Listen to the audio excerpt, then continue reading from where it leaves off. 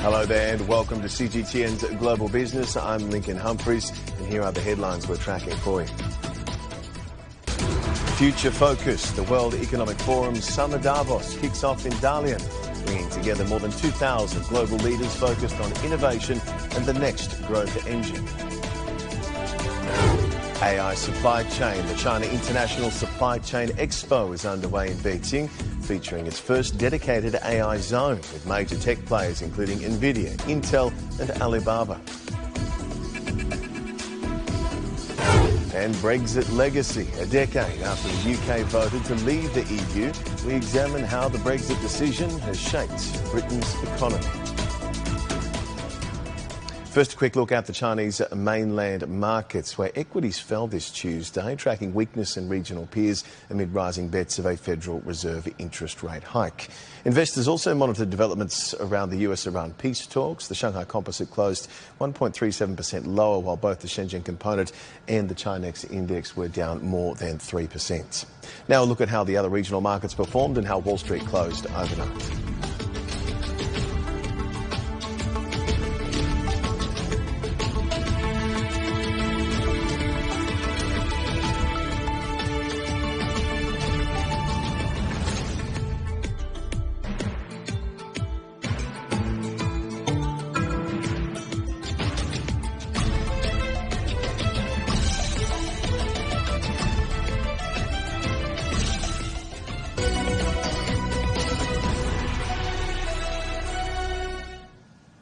The World Economic Forum's annual meeting of the new champions, also known as the Summer Davos Forum, opens in the port city of Dalian in northeast China's Liaoning province. From supply chain realignments to the AI revolution, the search for the next growth engine is on. Our reporter Yu Bo-kun has the latest. Summer Davos is back in Dalian, bringing over 2,000 global leaders across industry for the World Economic Forum's annual meeting of the new champions. Compared with the winter meeting in Switzerland, this edition leans more towards innovation and future growth with a focus on China and broader Asian region. So what's really on the table? First, China's trajectories. For many attendees, China remains central front. And for many companies, they're laser focused on China's economic growth and its opening up. Every time I visit, I'm just shocked at how much growth there is in China. Like there is so much technological innovation. There is so much manufacturing innovation, and the biggest thing that I feel China has done really well is create ecosystems of manufacturing. And there's a lot of young people in China. I think the future is young people being entrepreneurs. I think there's a lot of space for tourism, for food, for this becoming a place where people will come for food around the world. Second, shifting trade patterns. As global trade map redraws itself, how are companies pivoting? That's one of the key themes this year. The WTO forecast global goods trade growth to slow to 1.9% in 2026. I asked business leaders how they're coping with the rising geopolitical friction. I think the reality is that companies are adjusting to local markets, and although they may be global players, they understand that they need markets that are sensitive to, attuned to, aligned with local market conditions and local systems. And third, artificial intelligence. At a time of uncertainty, many see AI as a future growth. From energy transition to generating entirely new jobs, AI is the connective tissue across nearly every session on the agenda. Our company is also adopting this technology now, which has delivered substantial benefits, such as cost reduction and intelligent management and control. We can hardly operate without AI at this point. What I understand, the Chinese market is so competitive, so AI is one of the ways you're trying to increase your production by reducing your cost increasingly as competition is such a big thing. These are the critical conversations unfolding in Dalian. Over the coming days, global leaders will be searching for clarity and opportunity in an increasingly unpredictable world. Yu Bo-kun, CGTN, Dalian. Earlier, my colleague Yu Bo-kun spoke with Marjorie Krauss of APCO, who also serves as co-chair of Summer Davos. She remains upbeat about China's innovation-led growth prospects amid global geopolitical volatility. Since our last in-person conversation, the past 6 months has brought quite a few change to the global landscape. How is APCO and, of course, your clients responding to the geopolitical risks? I think now that uncertainty is now becoming the way of doing business. Yeah. And so I think people are having their plans and then they're being a lot more adaptable. Mm-hmm. I think it's changing the way they think about supply chains. And we mentioned also this idea that these global companies now, instead of being multinationals, are multi-locals. We talked about this a little bit before, and that's because they have to really understand each of their markets differently. What's your outlook on China market, and which sector do you think will continue to offer great opportunities for foreign companies operating here? The companies that have been interested in China, I think, are continuing to be interested in China. For APCO, next year is 30 years for us in China, and we're very committed to the market. We think there's huge opportunity for not just the Western businesses we've helped come into the market and to understand the market, but for Chinese companies to go out. With all the innovation going on in China, there should be opportunities for growth, pharmaceuticals with all the innovation, or EVs and, the technology. There's just a lot of opportunity here. And so we personally are very bullish. Part of our job is to make it easier for these companies here and to work in ways that help them understand and translate what's necessary to be successful in the market with what they're doing. Well, this year's theme is innovation at scale. So we have to talk about AI. So how is artificial intelligence affecting APCO's work and also your talent hiring process? A lot of young people are worried they're going to lose their job to AI, including you. I don't believe this. I think that the people who will lose their jobs are the people who don't know how to use AI. Yeah. That AI has to be your tool and not your master. Exactly. And so I think we want people who are very curious and who are very clever and who know how to query the AI to get the best from it and to use it so that their research and some of the other things AI does very well can be used. But then they have to be the translators of understanding how that AI fits the situation and how they can ask the right questions. To give us greater insights now on this year's Summer Davos, I'd like to bring in Jiao Mi, Senior Research Fellow at the Chinese Academy of International Trade and Economic Cooperation. Thanks for joining us on the show. So global growth is slowing, geopolitical tensions, trade friction and inflation persist in many places. Against this backdrop, Summer Davos is focusing on scaling innovation. What signal is the forum sending about innovation as the answer to drive growth in a more fragmented world? Well, I think that compared with winter Davos, summer Davos is a little bit more commercial. So the business leaders gathered in that place to discuss about how can they really benefit from the innovation. This year in the Dalian, I think that summer Davos have the theme of the scale of the innovation. I think that is, we have to put the emphasis on the innovation. The innovation is a way that we are dealing with some of the challenges in the different way. So I think that is what we are able to deal with the uncertainty and the fragmentation of the global trade. We can use innovation, solutions, new materials, or even trying to address some new areas by cooperating with our partners. I think that is definitely what we need to do to deal with uncertainties in such a kind of world. And what's more, I would say that the artificial intelligence and other technologies can be also applied in such a important way to reduce the gaps and also the disinformation and some of the bad news from the global world trade. We can know more about exactly what is happening and we can do business accordingly. Summer Davos often serves as a barometer of China's economic direction, with the 15th five-year plan discussions taking centre stage this year. Where do you see the most credible and investable opportunities for foreign businesses in China's next phase of development? Well, I think that definitely China's domestic market is very promising. So I can find that many companies are trying to import things from so many different countries. I think that is definitely what they are able to invest here to improve their existence in the kind of import from other countries to strengthening the supply chains. And second, I believe that we can find that China is a really good place for the implementation of the different technology, including the intelligence, including the green energy, and a lot of these kind of areas are very promising. So the companies who are investing here, they are definitely will benefit from this kind of outcome, and they are also can able to support their businesses cross-borderly in other countries as well. I'm seeing in China this shift from made in China to created in China, a lot more self-developed IP, with domestic firms playing a larger role in global innovation, even not just in China. How is China redefining its position in international innovation networks, and which areas of cross-border collaboration are most likely to emerge as the next engines of growth? First of all, I would say that China is trying to protect the intellectual property as much as we can.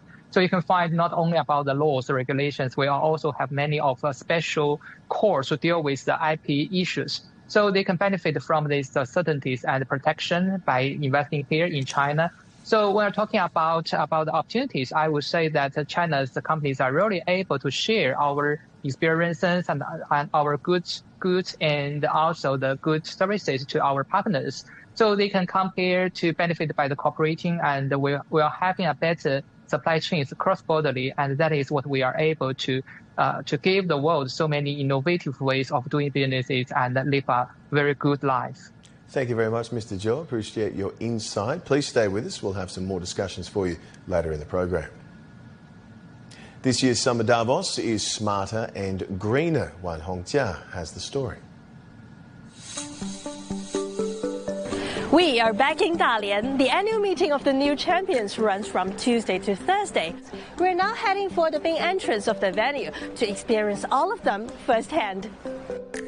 The spirit of innovation is felt even on road. This year, visitors can ride a robo-bus, an autonomous commuting option already in regular use on Dalian streets. It's also a very special transportation we would provide for all of the participants to this year's AMNC, and they will find this as made in China and echo this year's topic as the innovating at scale. Dalian has hosted Summer Davos 9 times since the inaugural edition in September 2007. Deputy Director Li has witnessed a massive transformation in the 2 decades since. You see, at that time, I was... Dalian has come a long way. Over the years, Summer Davos has helped drive its shift toward higher quality growth, attracting global industry leaders and major investment projects. In 2025, the city's economy crossed the 1 trillion yuan mark. Its port now connects to more than 300 ports across over 160 countries and regions. Li believes that openness is what makes the coastal city resonate with the World Economic Forum. So about the first AMNC in Dalian, like compared to today, what are the major differences that come up to your mind? AI plus, and this year you'll find we found the technology have changed our way of how to operating this big event and let people to have a easier way to connect with each other. The Dalian International Conference Center was built for exactly this biennial occasion. This year, the iconic shell-shaped landmark is operating with a sharper focus on energy efficiency. There is electricity produced by the building. We have smart system reducing the lighting. We also work with the temperatures because, of course, in such a big space, air conditioning has an impact as well. The venue runs on 100% green electricity, with carbon emissions expected to be cut by around 800 tons. Natural elements, including daylight and seawater cooling, have been incorporated into the design to further reduce the venue's carbon footprint. So all the hubs, they're reused. We use them. Yes, so overall, over 70% of the stuff we're reusing. So we dismantle this, we store it here locally, then we bring it up again. If something needs fixture, we put a little bit paint. We make sure that it looks new, but at the end, all those structures, they are more than 5 years old. This year also marks the 20th anniversary of the World Economic Forum's engagement with China. whenever we come, I come maybe once a year, and you see there are new things. But it's not only the Congress Center, it's also the whole environment that happens around. It's developing. A familiar stage, but a fantastic upgrade.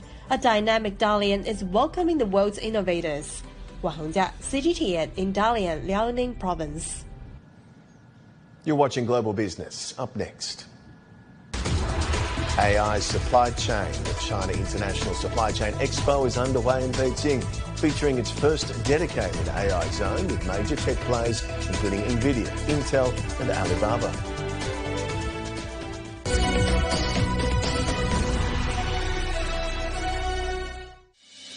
Innovating at scale. At the 2026 Summer Davos in Dalian, China, leaders converge to shape the future of the world economy. From trade routes redrawn and industries reinvented, to AI that must deliver more than promises, and clean energy rewriting the rules of competitiveness. We're there to bring you the voices driving global change. Join CGTN in Dalian for special coverage of Summer Davos 2026.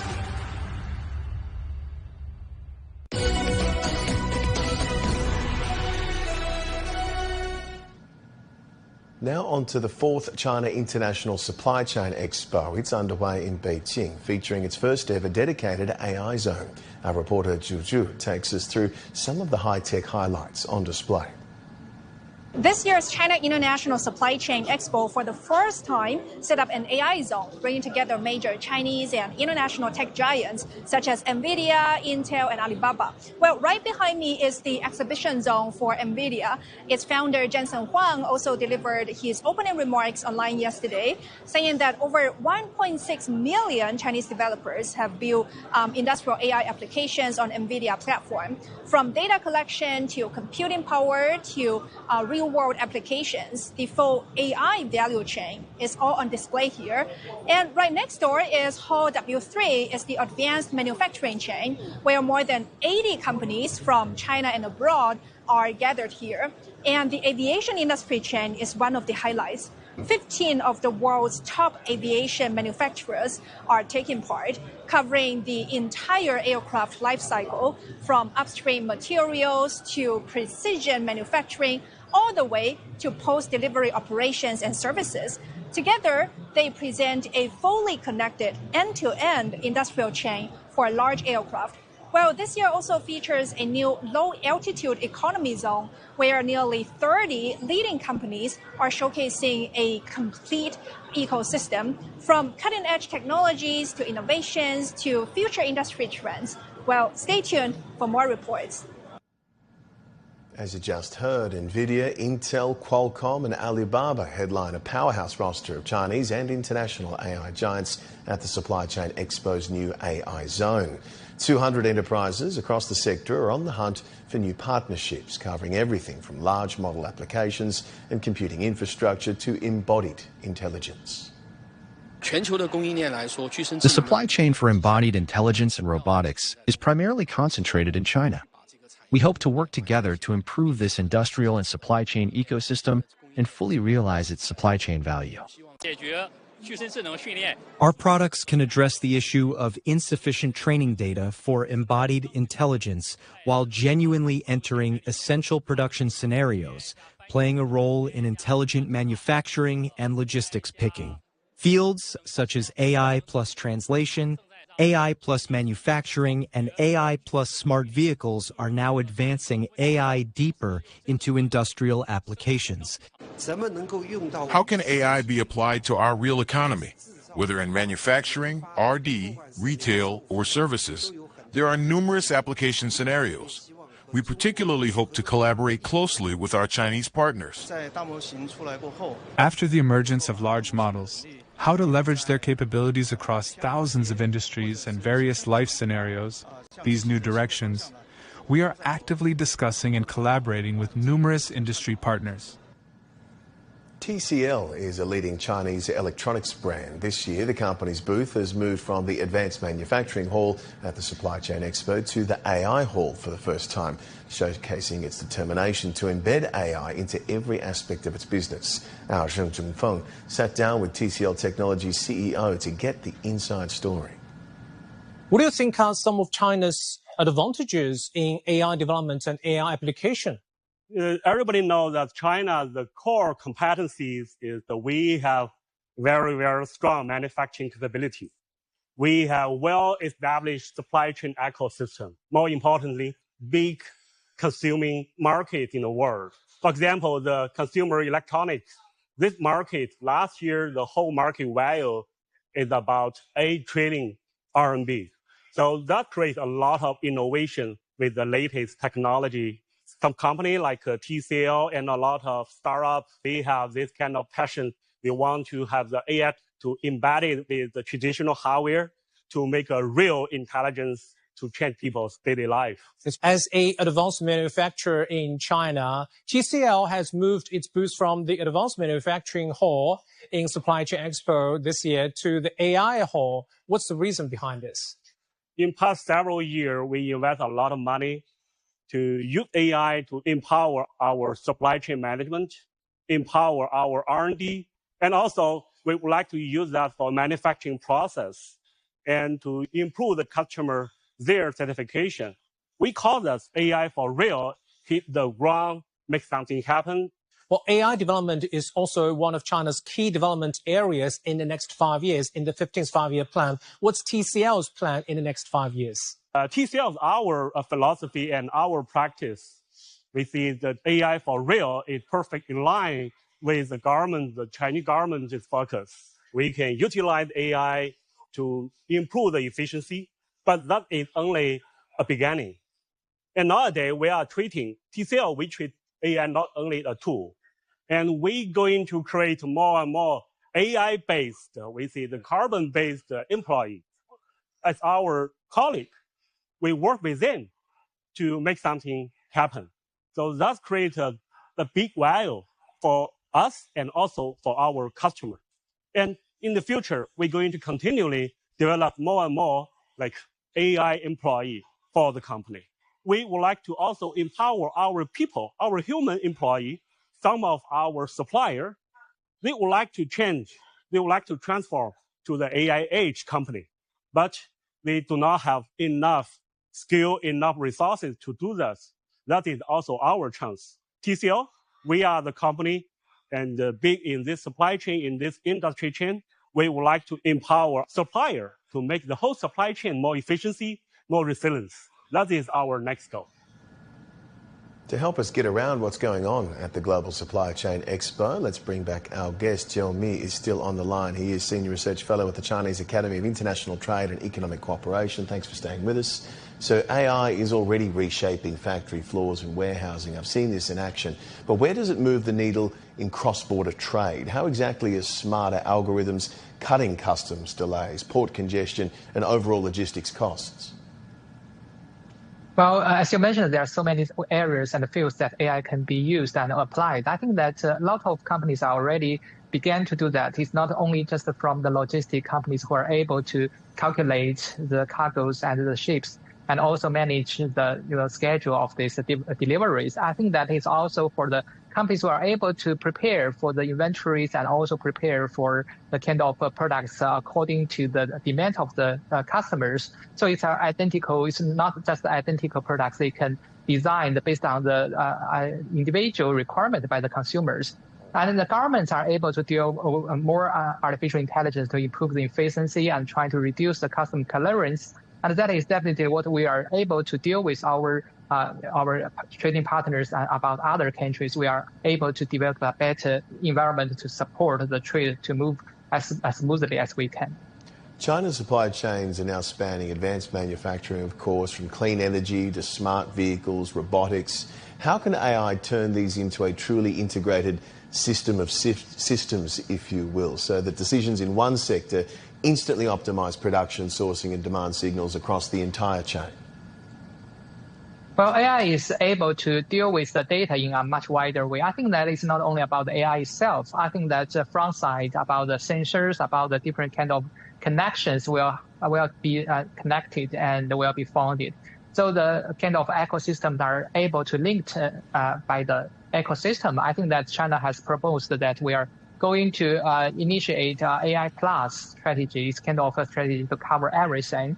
So we are able to connect with all this kind of data, and we are using the data centers to have a better computation ability to deal with this data. And I think that based on these kind of computations, we can have a better prediction about the cooperation in real time. And that is definitely will be able to shared by all the related stakeholders, no matter whether they are in China or they are doing businesses with Chinese companies. Thank you very much, Jeremy. Appreciate your expertise and analysis. He is Senior Research Fellow at the Chinese Academy of International Trade and Economic Cooperation. A new steering system for cars has entered mass production in China. The system, developed thanks to Chinese-European cooperation, aims to provide smarter solutions to autonomous driving. Chen Tong takes a closer look. You won't tell the difference by its look. But this car is embodied with steer-by-wire technology in sharp market focus. Driving this car doesn't feel much different from others, but while you are making a turn, you won't need to crank your steering wheel very far. And what makes turning easier is the so-called steer-by-wire system. That is to say, when you make a turn, your input is sent as an electronic signal to the control unit, which eliminates the traditional mechanical steering shaft to achieve the bidirectional transmission of steering intent and the roll field simulation feedback. To ensure safety, two systems are being put in full redundant model in case one fails. Steer-by-wire supports intelligent driving. Eliminating the intermediate shaft achieves full decoupling to boost the safety of autonomous driving. Domestic, joint venture, and new EV automakers are all actively promoting this technology. This steer-by-wire system is owned by Chinese-European joint venture. Pavel Yagia, who is in charge of the firm's operations, says that China's autonomous driving technologies create a huge demand for the steer-by-wire system. Global cooperation makes the product competitive in serving local car makers. We have a lot of experience with Western or European car manufacturers and American car manufacturers.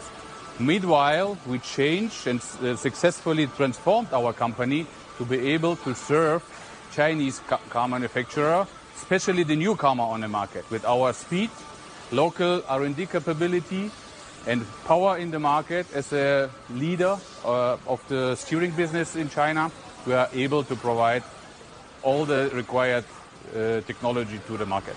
Now the firm produces over 7.5 million units of steering system every year. And such steering systems have already been used by many domestic car brands. Some have already been exported overseas via the finished vehicles. Expanding the overseas market, the company says, will be its next business objective. Our idea is definitely to serve our customers globally. Yeah? We have the mindset of develop in China, for China, and global. Yeah? And we know the market condition changed. The innovation power as well moved from some of the applications from Europe to China. And we would like to leverage it, definitely, together with our customers. This company is not alone. In May, a survey released by the EU Chamber of Commerce in China shows fewer companies said doing business in China had become more difficult over the previous year. The survey found that 17% of respondents said they were optimistic about their 2-year profitability outlook, up 5 percentage points year on year. 1/3 of the firms will strengthen their local expansion. This steering system is just one strong reply against de-risking. Chen Tong, CGTN, Shanghai. Still to come on Global Business. Brexit legacy. A decade after the UK voted to leave the EU, we examine how the Brexit decision will shape Britain's economy.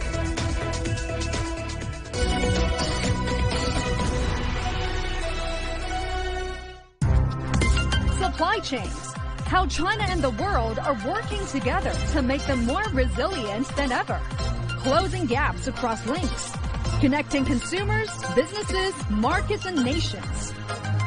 This June in Beijing, the 4th China International Supply Chain Expo brings the world's leading experts and companies together in one place. Watch CGTN for comprehensive coverage of the latest trends and technologies. June 22nd to June 26th, only on CGTN.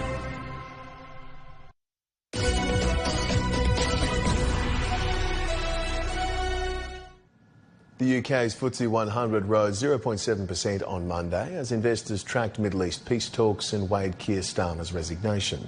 The FTSE 250 remained flat. IG Group's chief market analyst Chris Beecham said Starmer's successor is expected to take power in less than a month, which at least minimises uncertainty for investors.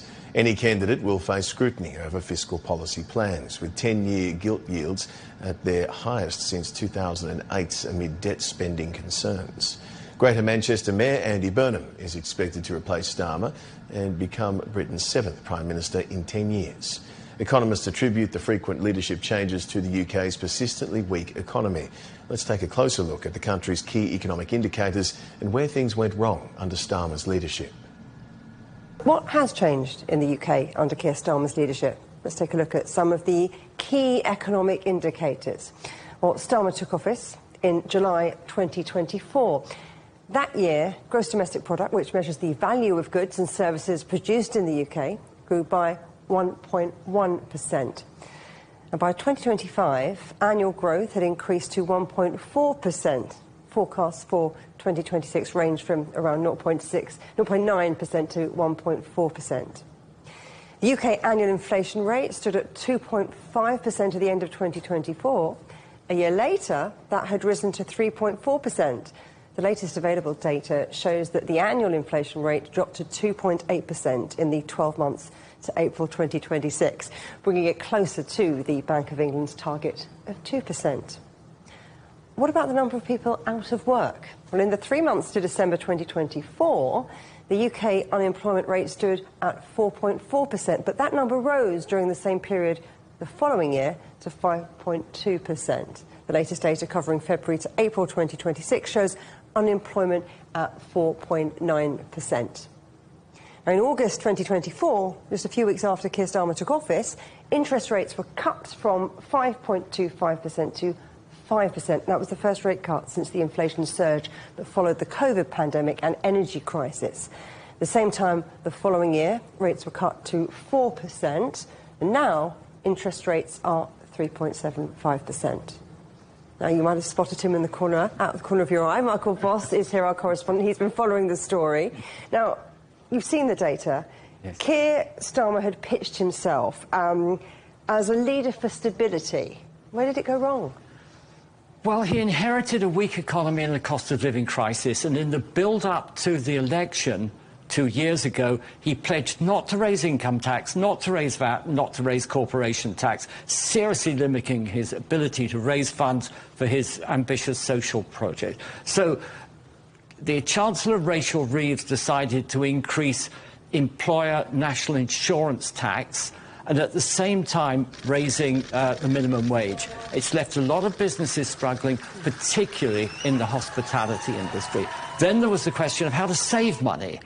So they came up with a series of highly unpopular measures relating to reducing or eliminating winter fuel allowances for millions of pensioners, seriously cutting back on welfare, the welfare reforms, and also not extending benefits beyond two children.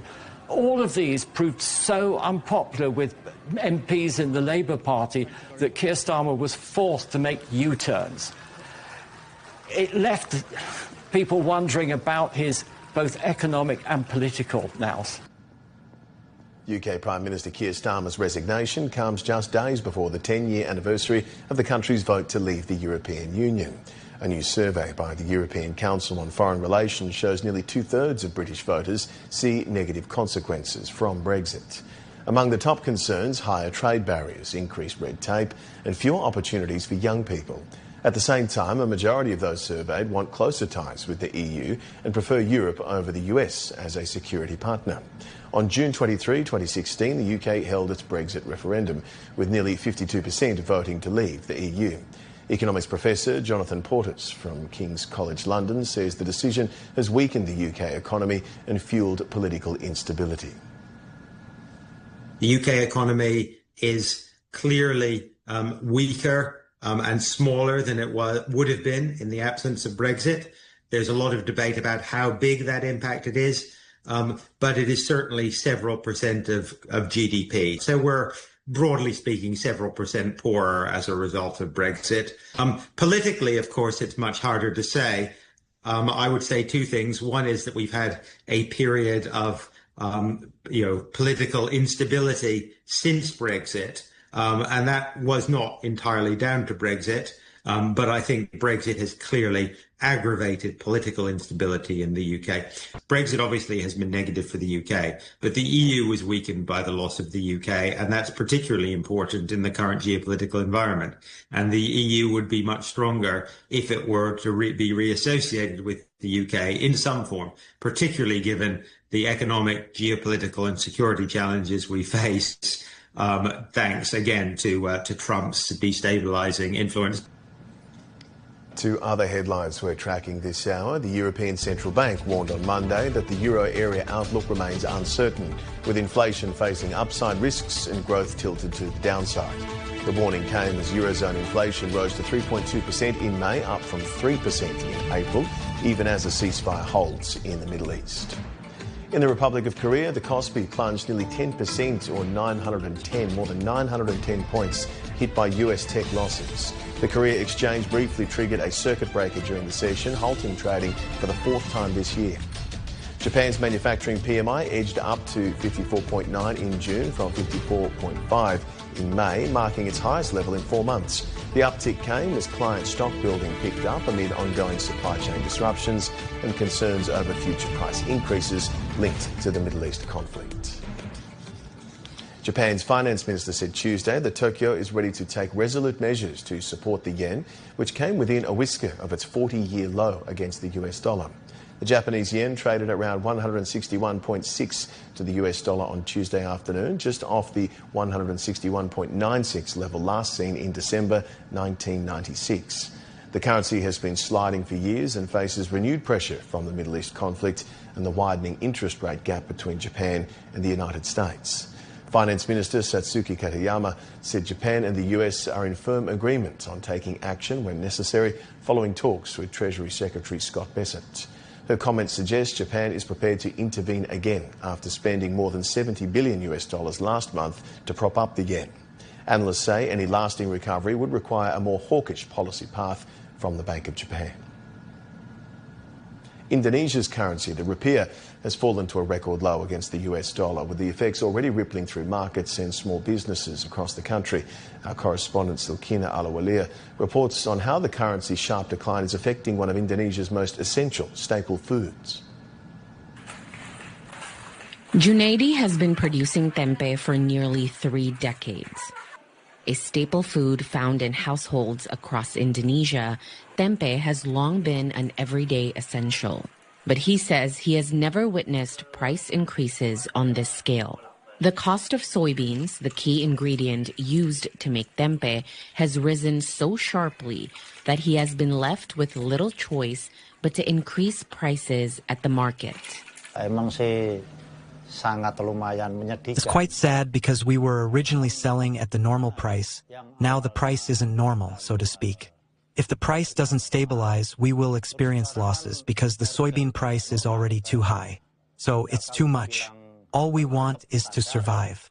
This is happening in markets across the country.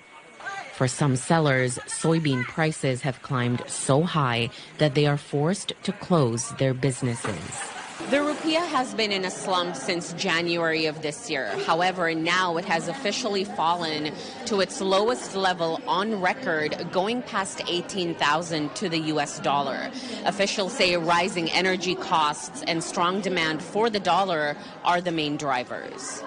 In just the first 3 months of the year, Indonesia recorded a balance of payments deficit of more than $9 billion. At the same time, investor capital has been flowing out of Indonesian markets, adding further strain to the country's economy and intensifying pressure on the weakening currency. The main trigger remains the ongoing war between Israel, Iran, and the United States. Domestically, geopolitics is heating up. This has resulted in a significant number of investors exiting the Indonesian market through both the stock market and the money market. As a result, this caused turmoil in our financial sector, especially our stock market and eventually the rupiah. Indonesia imports around 90% of its soybean supply, with most of those imports coming from the United States. Domestic farmers produce only about 300,000 tons each year, while national demand stands at nearly 3 million tons.